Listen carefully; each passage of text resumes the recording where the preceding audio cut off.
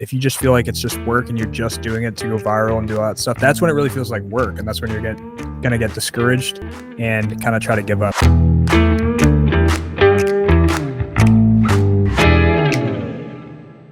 I'm a 3D artist focusing on the photorealistic food world. So I do a lot of client projects related to the food industry, creating things for menus, fast food chains, small stuff. And I kind of began my career in the film world. So even back into high school, I was shooting music videos, going into Chicago to shoot like rap music videos. And I was making these, compositions and lighting these scenes before I even knew what I was doing. And I was just like, oh, that looks cool. That looks good. And I was building up my, I guess, resume of lighting and composition. So I went to school for film and midway through got into 3D and immediately noticed that a lot of the principles from the film world translated really seamlessly over to the 3D world. And I think right off the bat, I had a confidence level going into posting things online that maybe I wouldn't have without the film knowledge. Because I could make things look pretty realistic, even though I wasn't like modeling things the right way at first. I could make things work out. And come time I graduated, I had a following on social media that was actually bringing me more client work just as a hobby than I was in my actual field that I have a degree in film and television. And so that's kind of where we're at now, just kind of building that resume and building, the portfolio online, getting more clients in and kind of building a name as a digital artist, specifically in the food world. Explain the food thing. Like people, whenever they start to do 3D, it's usually, guns or spaceships or something kind of like in that area. And you're in this food segment. How did you get into it? So the food stuff came, again, pretty naturally. I think I was a 3D generalist for the greater part of my 3D career.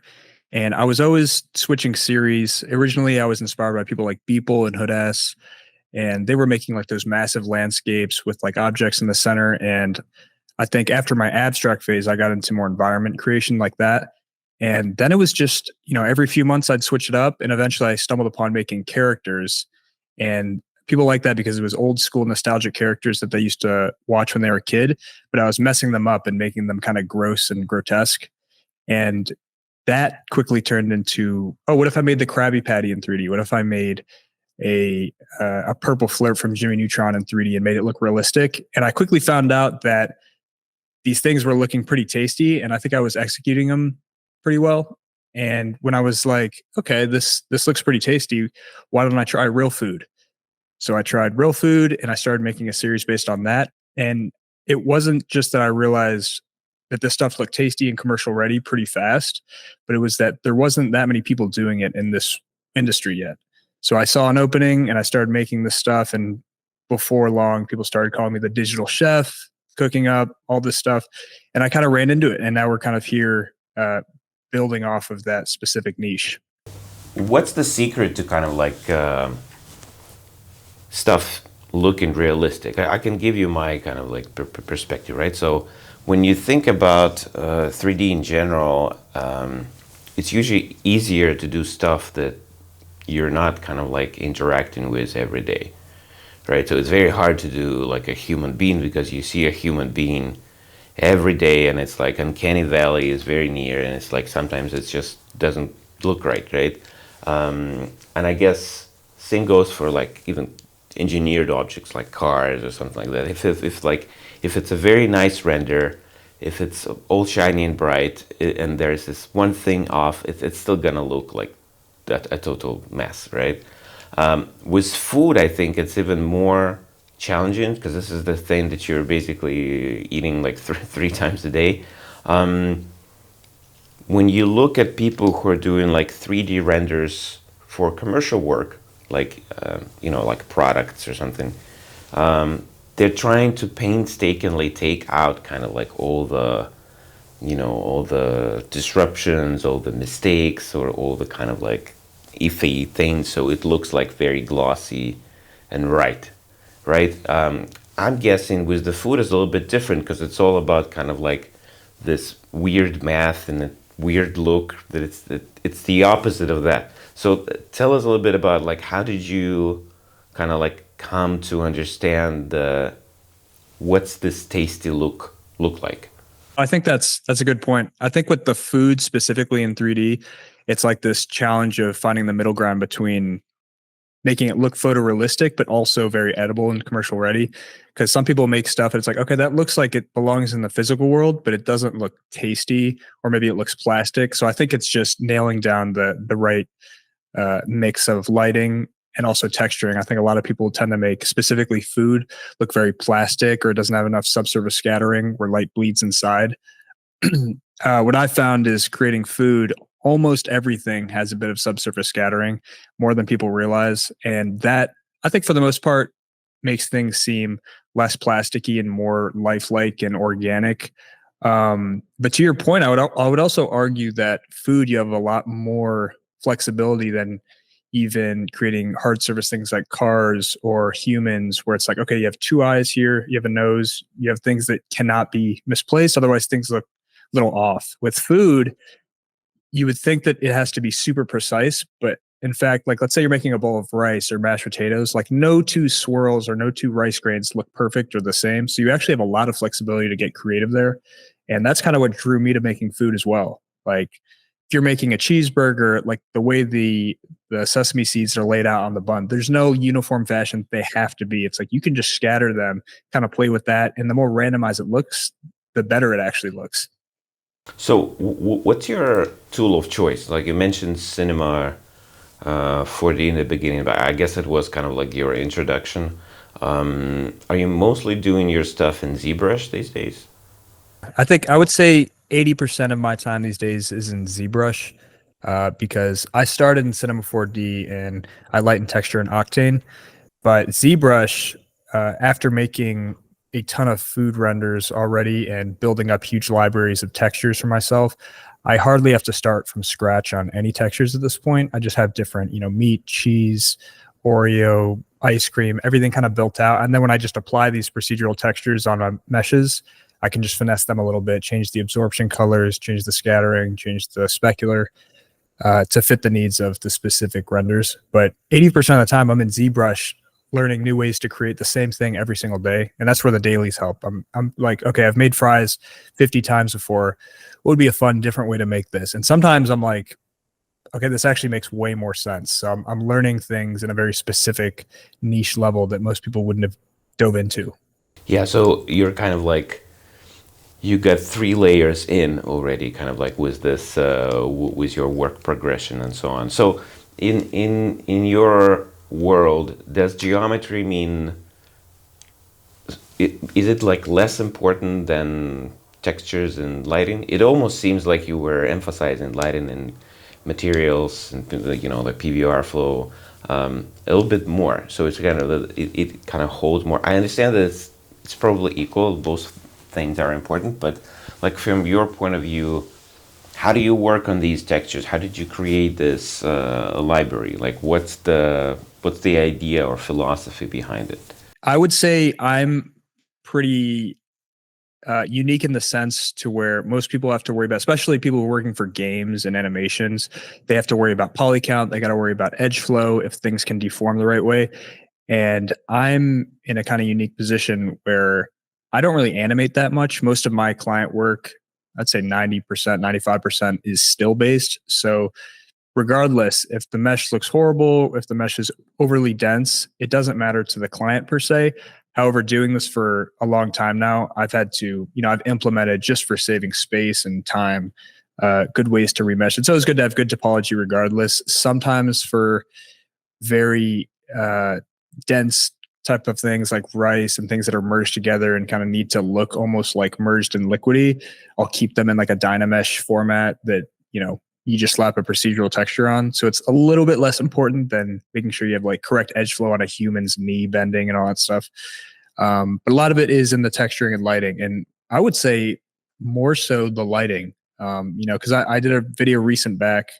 I did a video somewhat recently where I was showing the difference between like good texturing, good lighting, and like kind of breaking the same scene off with good texturing, bad lighting, bad texturing, and just showing you, even with the best texturing in the world, if the lighting's not right, similar to the real world, if you just slap a flat light on it, nothing looks pleasing and good. So it's just a mixture. It's finding that balance. But most of my textures, if not all, are procedural at this point. I used to use a lot of image textures back in the day, and just like it get really ugly in the nodes. But nowadays, it's all pretty much procedural, and that adds another layer of complexity. If I have like 10 chicken nuggets laying next to each other, if I can kind of scatter the same material in a procedural way, they look, not uniform, even though it's the same texture laid on top of each other. You're saying procedural textures. Are you using Substance tools or something else? I use Substance Painter for some client works, but for the most part, I'm using just Octane materials and combining different types of materials in the Octane fashion in Cinema 4D. That's amazing. I didn't even know that you could do such things in Octane. Now, how do you like it overall? Like, do you find it's a great tool, like optimization wise or feature wise? I think for someone like me who's a freelancer who doesn't often have to share scene files and project files with like a bigger group of people, especially over like the cloud or something like that, it works. Things like Redshift and other renders like that from Maxon, I think, are a little bit better if you're working in tandem with studios and you got a little bit more flexibility as they're more biased renders than Octane. Because Octane definitely has things that I think are a little bit limiting, but for my use case, it works perfectly. Yeah, because I'm looking at some of the images. Like we're gonna put them in the video. Something like the when you have like a taco or like fried beans, and those are like almost like a picture, which kind of like drives me to my next question: is how did you start monetizing this? How did you start working with clients, and who are these clients? Yeah, I think that's the fun thing about Instagram is since I've built somewhat of a following, it's kind of like I can change the type of clientele I get just by changing the work I post on social media. So I think at this point, I could be wrong, but I think I've been doing pretty much solely food for about a year and a half now. And the clients come in just based on pure, brand awareness. People, creative directors from certain agencies seeing my stuff every single day. So when I get clients at this point, it's almost always I hop on an initial meeting to hear about the scope, and everybody's like, oh, like as the creative director, I followed your work for a while, and like when we got this project from Oreo or whatever, it fit perfectly. You were the guy. So I think it's usually that it's people that are creative directors or working at certain agencies or direct to client that have seen my work and followed it for a while, and they were just like, yeah, it was no question. We see your work every day. It's food. Let's go. So that's one of the better things about specializing in food. There's almost no learning curve at this point with clients because it's like the only thing I do versus being a generalist. I felt like I was just learning stuff before the project. Like, oh, I hope I can deform this. I hope I can animate this. Now it's just, oh, we got to make like a couple things of candy or whatever. Easy. It's almost like you kind of like switch the tables, right? Because you would usually, as a generalist, try to learn everything and kind of like be mediocre in everything that is out there. And you would be in a position where you would go and have to adapt to every new project that you see, which is kind of like a lot of time, and it's just kind of like heavy on like your time and the things that you need to do and so on. But here you're in a position where you kind of like you're super specialized, you're doing one thing only, but thanks to this visibility, people kind of come to you because I don't even think I'm sure there are some other people who are doing similar work, but it's all kind of like hidden. It's almost like you have to go on Binance somewhere and kind of like start digging and looking for, and there would be like 100 different images. One of them is going to be food. People don't. Yeah, and here it's like super on top, very easy to notice, and especially on Instagram, like if they follow you, you're almost always kind of like top of mind. So would you say that these social media experiments, they really paid off in your case, right? Yeah, 100%. And I agree with you. I think I've seen, a handful of food 3D artists throughout the years, and it's the same thing. It's like it's either they'll do one every blue moon, or they do that, but they have zero following. So it's just hard for them to get their work out. Whereas I've kind of taken the social media route where it's, every time I post, it's like it's pushing this whole thing to 165,000 people every day. And I took advantage of what a lot of artists don't. A lot of artists, I went to art school, so I saw so many people who kind of didn't believe their work was good enough for posting. Mm, And if they did, they kind of use an alias. Like a lot of artists use, like logos or don't show their face. And I think I took advantage of, you know, putting myself out there, putting my face out there and my voice most recently, to show people that it's like a little bit more engaging. People's like, oh, this is the guy that makes the stuff. And that helps for yeah. things when I'm like presenting at the ZBrush Summit and doing Maxon events. They actually know who I am walking through those doors instead of just, oh, that's the guy who makes that. Like I had no idea that's what he looked like. So it's just, I think it's good for everything, like the brand awareness, from making, uh, all the way from being onboarded to client projects and having creative directors be like, oh yeah, we followed you for so long. Like there's already an immediate connection there, to presenting at stuff like Maxon events, ZBrush events, and other industry events like that. Yeah, I want to support this point, and I think you did an amazing job when you kind of like weren't really, weren't really stopping yourself with posting. Because we see a lot of students or people who are junior or just trying out, and they are so shy, like really, in terms of the work that they want to put on or publish. They're like, no, this is not good enough, or I still need to work on this a little bit more. But like this will never end. Like this will never be perfect.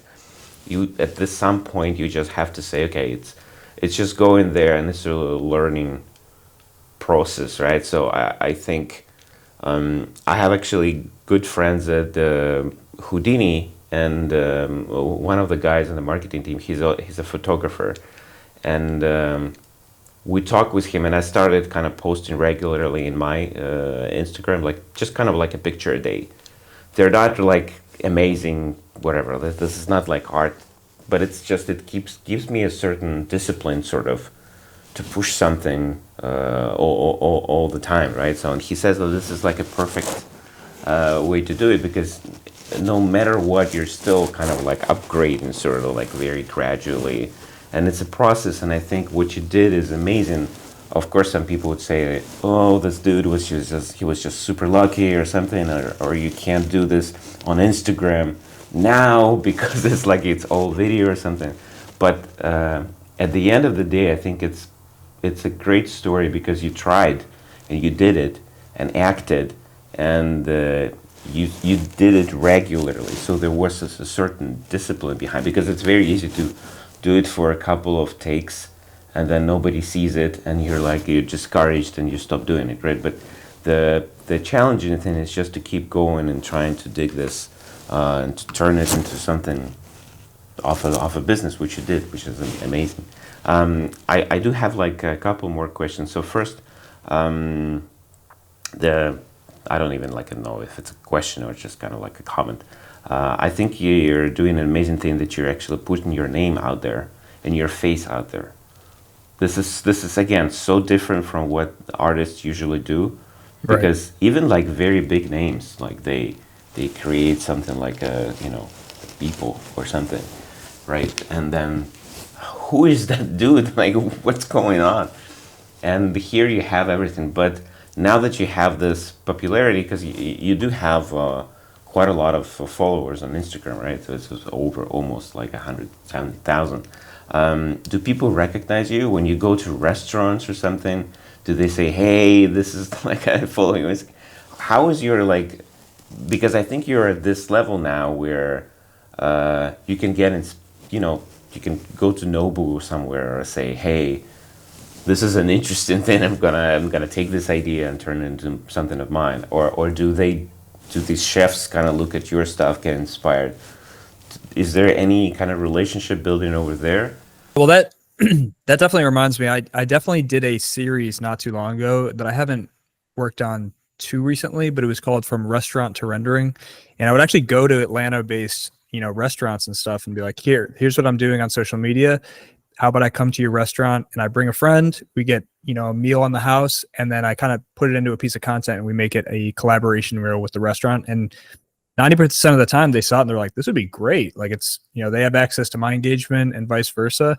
And, oftentimes restaurants don't have like the greatest following. So they're always like, wow, this would be cool. This is dope for, anyone's social media team kind of was raving at that idea.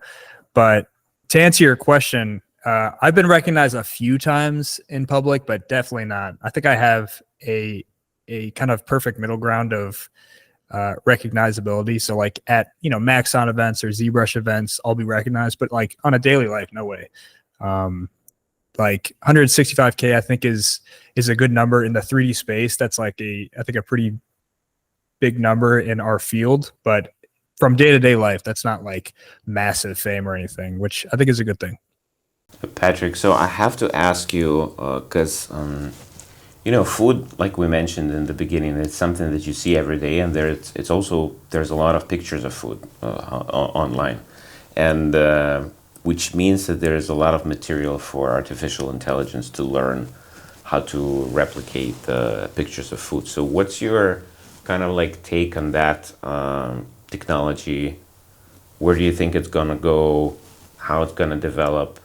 You have this kind of like old school workflow where you have Octane, where you have ZBrush. It's kind of like it's very hands-on, although like you have procedural textures and all that stuff. But do you see yourself using some of those tools in the future? Do you think this is the way kind of like 3D is gonna evolve, or maybe there you have another angle? Like, tell us more. I think with the AI stuff going on, I use AI for certain things like masking, denoising sometimes, but I have yet to take advantage of like generative stuff in my work, especially client work. And I think it depends on the type of clients you're going for, because a lot of people are scared about jobs being taken away for AI. I can tell you that the type of clients I'm working for, um, they're at a level of detail to where I don't think anyone would be satisfied with just generating stuff and hoping an image would come out nice. Because a lot of these projects, scene files are wanted, like project files, and the ability to manipulate even one sesame seed. So I don't foresee AI taking over that type of work yet. I mean, AI, I think at this point would be taking over certain small Fiverr projects or something like that where clients just kind of want the easy out. But I don't foresee it, nor do I think it would be a good thing if AI takes over like what should be a human made process. I think that's, and maybe I'm biased to a degree, but you think of things that shouldn't be so optimized, like not everything, including art. Like I feel like the art in general is made to kind of awe at how a human made it, and it shouldn't always be about just the fastest way, like making it super uh, press a button and it's done. Like it's about the process. So I think I don't think AI is going to do anything too crazy. Now it is an exponentially growing thing, so who knows? It's the worst it will ever be right now, but we'll see.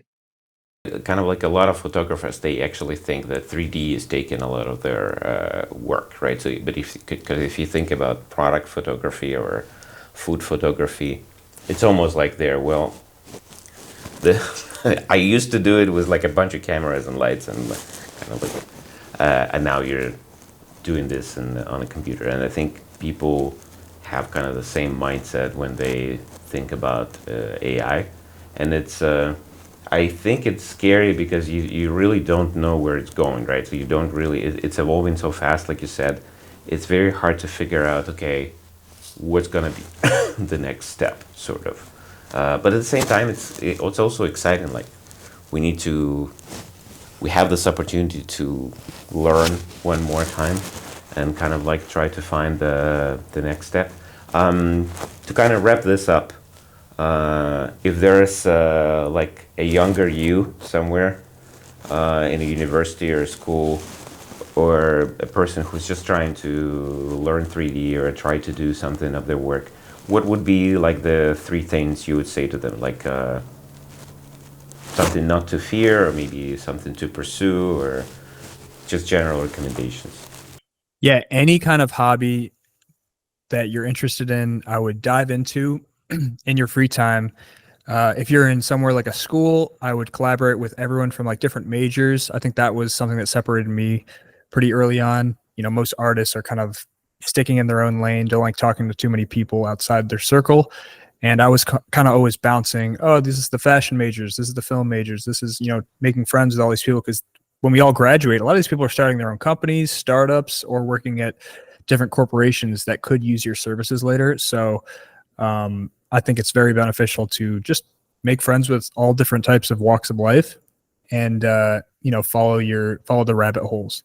That, and don't get discouraged right off the bat if stuff doesn't work out. Like, oh, I posted this render, it didn't go viral, like I'm just going to do something else. Like, even after 2 months, 5 months, a year even, stuff sometimes doesn't pop off for a whole year or 2 of posting stuff. So that's where it really comes down to. If you're enjoying it, keep doing it. If you just feel like it's just work and you're just doing it to go viral and do all that stuff, that's when it really feels like work. And that's when you're going to get discouraged and kind of try to give up. So make sure the thing that you're doing every single day, it's something you actually care about and would do if you weren't making money. That was this. Like, when I was starting 3D, I just, at the end of my film classes, I saw that at the editing bays they had Cinema 4D, and I learned it just because I thought it was fun. It definitely wasn't a career move, and it definitely wasn't, oh, hopefully I can go viral. I don't even think that was a thing back in the day. It's like 2016. So I would just say those 3 things: follow your passions or your hobbies, collaborate with different people in different respective majors or industries, and don't give up after a few months of stuff not working out. Because I feel like long term, you watch interviews, every success story is, oh, I almost quit, like I was just about to give up. So those would be the 3 pieces of advice. Thank you so much. Thanks for enjoying another episode of the 80 Level Roundtable podcast. Check out upcoming episodes on the 80 Level website at 80.lv. Join our career site at 80.lv/RFP. And share our podcast with friends and on your social networks.